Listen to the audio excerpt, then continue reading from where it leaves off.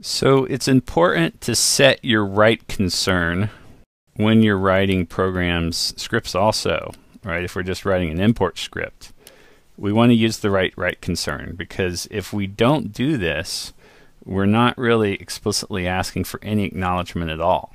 Even asking for W1 would be a good start, right? Because there's certain kind of errors that could happen that would be returned by W1. For example, a unique key constraint error, right? We're not going to insert the data because the unique key constraint isn't met, so we can return that error.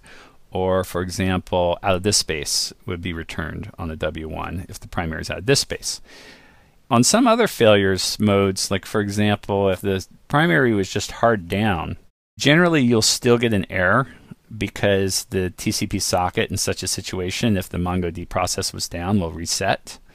So you'll get errors when errors occur even without calling this more often than you might think.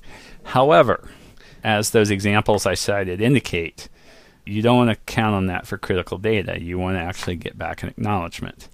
And so in Mongo, there's this notion of sort of a dial you can turn on how much acknowledgement you want.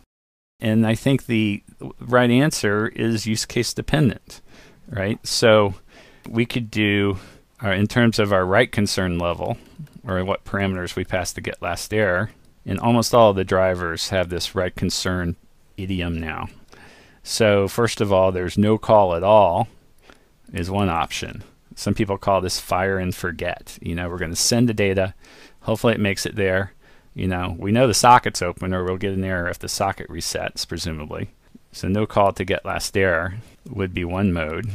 Another mode would be, we call it with W1. We could also do W majority. We could also do all.